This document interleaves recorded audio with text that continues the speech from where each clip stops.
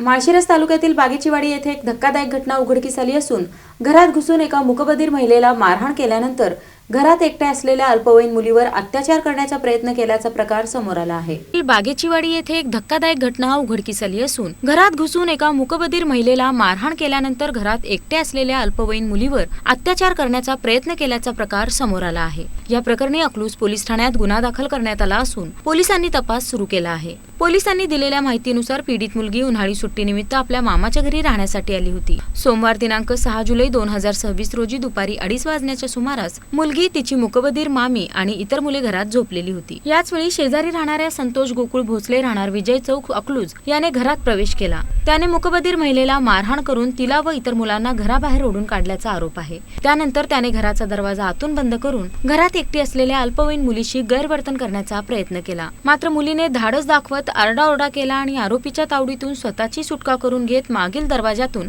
बाहेर पळ काढला।